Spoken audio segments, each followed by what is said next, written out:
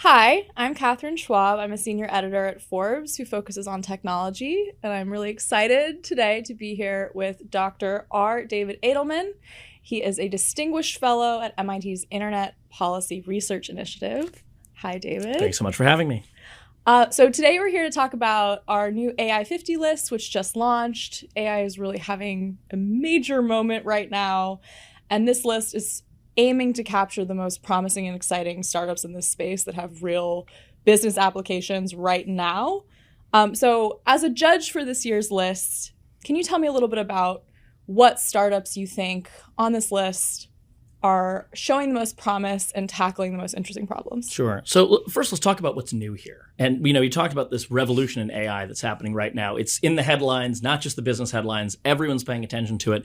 And that's driven in large part by the availability of these new general purpose AI tools.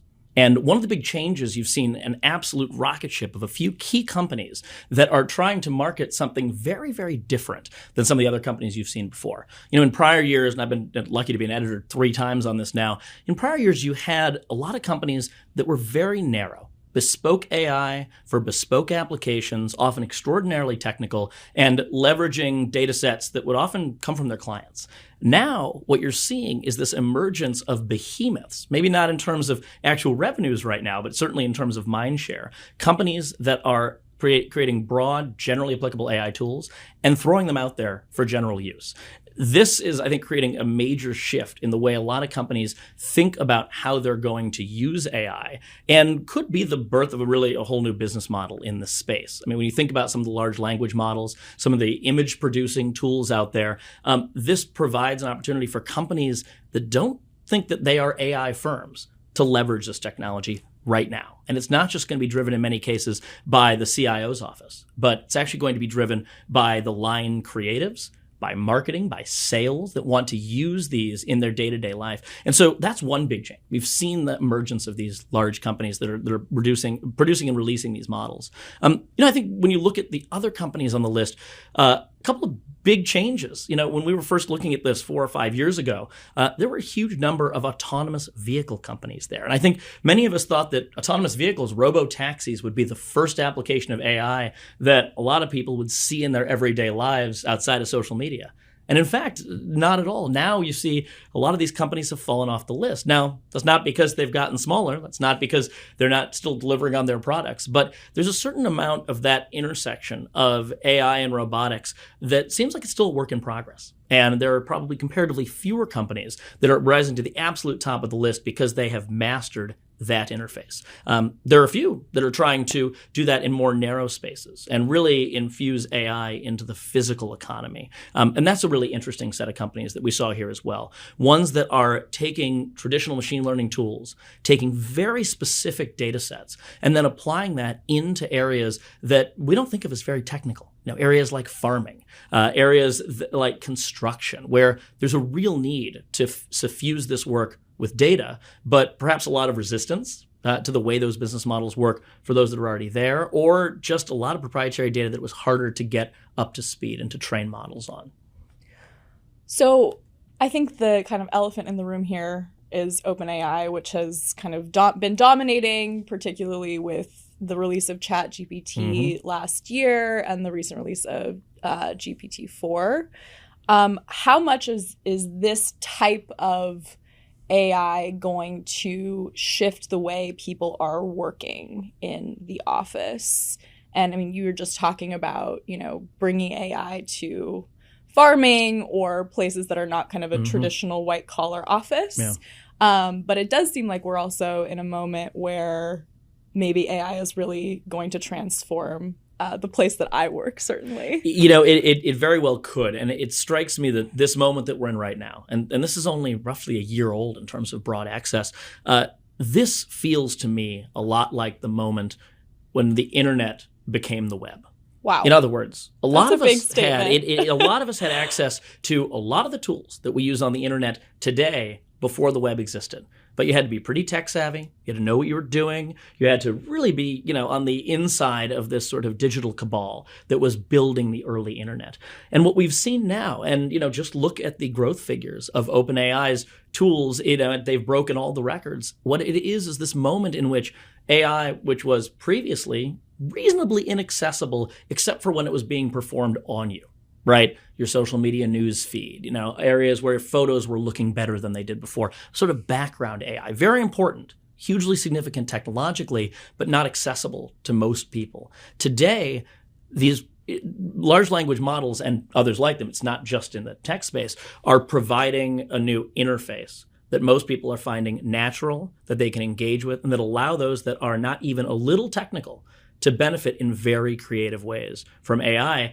But it may not all be benefits. As you point out, it is way too early to see what the broad impacts of these new tools will be. But I do think we've seen a major shift in which now there is broad ability to use these technologies to ideate in how they could be applied to different business areas, and to not just wait for a company that is narrow in the space to apply a new innovation in AI to do it. We can actually start to build this ourselves and build it into our workflows. And I think you're seeing that particularly, and I think perhaps troublingly, especially in the white collar and creative space, right? The ability to go into, Stable Diffusion and generate a new and rather impressive image, to do that in Midjourney, to do that on, ChatGPT for text, have it produce anything from congressional testimony to a book report and everything in between.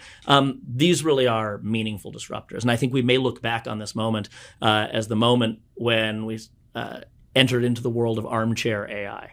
We can all do it now from our living rooms. Armchair AI, I really like that. So this is not just venture capitalists needing a place to pour all of their funding now that Web3 crypto is kind of out of vogue. Well, I can't speak to whether or not that the funds need to spend their dry powder. Look, it's certainly true that there has been a macro slowdown. There are comparatively fewer places to put money right now. You've got a major shedding of jobs all across Silicon Valley. How much of that is en vogue fat trimming? How much of that is actually driven by reevaluations of the success of business models?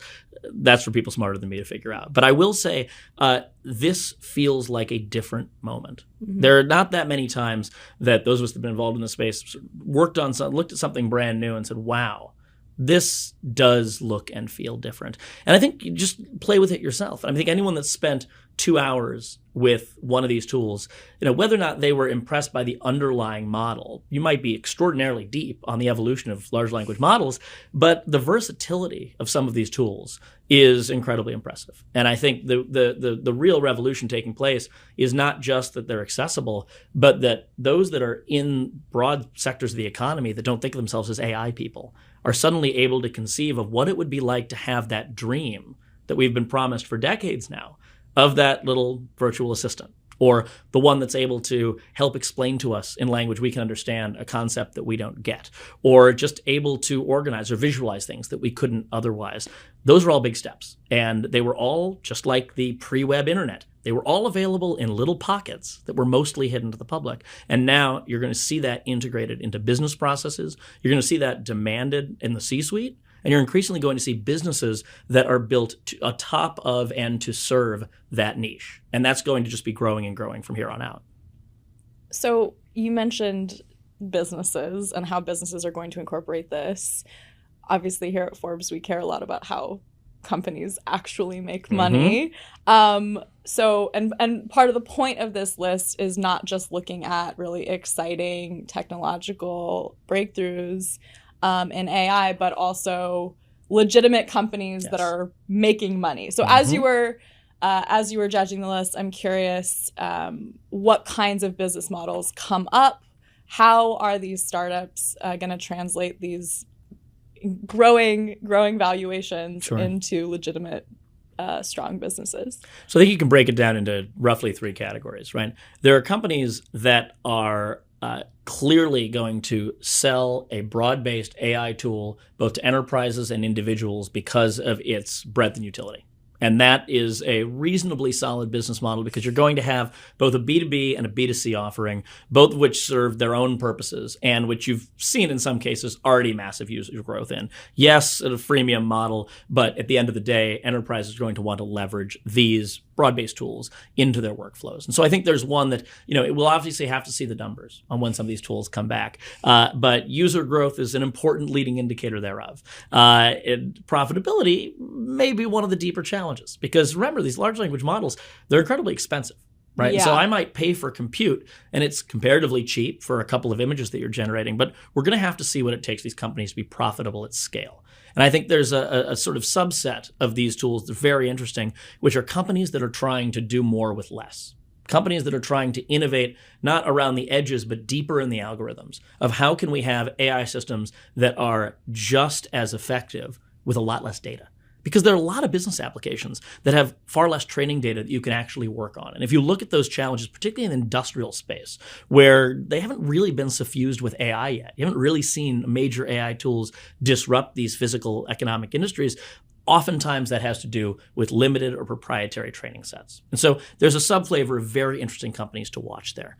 I think category 2 are companies that are looking to accelerate that AI revolution through new hardware or other underlying approaches. So think of them almost as the sort of accelerators in the space. Those that know this industry is going to grow, that there are lots and lots of enterprise users that want to use it, and anything that can shave a bit off the cost, that can help shave time in terms of production, or can make these tools more useful, they're going to ultimately, I think, be a sizable business model. Again, mileage will vary company to company.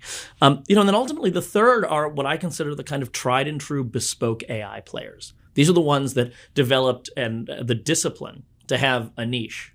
We are going to do AI for farming.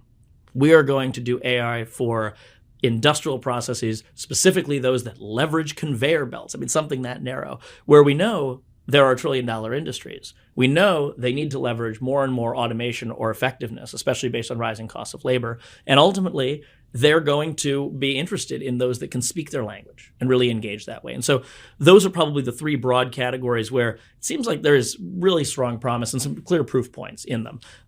If there's a 4th category, it's the companies that are faking it. And we still have those 2, right? Okay. A data science team does not an AI company make, right? And there will continue to be companies that will, just as we had, 10 years ago, company slaps blockchain on its name and suddenly it's trading up 200%. Yeah. You will have companies that have rebranded, we're the AI for X company now, despite the fact that maybe they've got 3 or 4 people that are working on it. They might be geniuses, but that doesn't shift you to an AI business model. And so we will continue to have to, among those that are looking at these companies, try to separate what's real from what's not. And a lot of that is ultimately going to be marketing hype. And a lot of it's going to come down to who can generate the dollars in this space. But the one piece that we do have to keep watching is that some of the more interesting companies in this space are yet completely unproven because they are trying to do one thing that no one's yet been able to functionally monetize at scale. And that is solving problems inherent in AI. So AI has all these problems we know, right? AI can be biased, it can be brittle, it can betray our trust, all of these pieces that we know are technical failings. And there are now a growing, small number, but growing number of companies that are leveraging some really top flight AI talent from academia, from the large research shops to try to fix these problems. That's really interesting work. Can they make money with it? I sure hope so, because I think we all need that. But that's one of those open questions that I think we're going to see when we get to the 24 and 25 list, whether or not they have really come to the fore, not just as promising business ideas, but as businesses that can actually succeed in this ecosystem that is increasingly challenged by some of these technical limitations. Well, I think that brings me to policy, which is a focus of your work. And you used to work in the Obama White House, focused on tech policy, and wrote the first AI policy. Co-wrote it. There were lots of people involved. Co-wrote the first AI policy for the government. So where does regulation come in here? Obviously, this technology is moving really quickly, and our government is not known for legislating at the speed of technology. What are your thoughts on how we should be thinking about some of these problems from a larger social perspective? I think one of the first takeaways is recognizing that there may never be such a thing as AI policy. A lot of people said, we need AI policy, we need AI regulation. And on some level, my answer to that is, well, what's our C++ policy? Now, what's our Java regulation? Like, what? That doesn't make any sense, right? Because what we're talking about are, fundamentally is math and code, right? These are a set of broad tools. And the idea that you're going to have a set of regulations that will govern every way that you could use an ML model is nuts. But really what we do have and what those questions are getting at, and the really important ones, are what are the limitations we need to put in specific areas where you and I, as citizens or as individual consumers, we demand greater protections, right? And you can think about those areas that are regulated spaces, those areas where the public has come to their elected leaders and said, we're concerned about public safety. We're concerned about food safety and health. We're concerned about the efficacy of our medical devices. We're concerned about hiring practices and ensuring those can be done in a way that isn't biased, right? The list goes on and on of areas where we have made a decision as society that we need to have baseline laws that protect us, whether it's from predatory actions by companies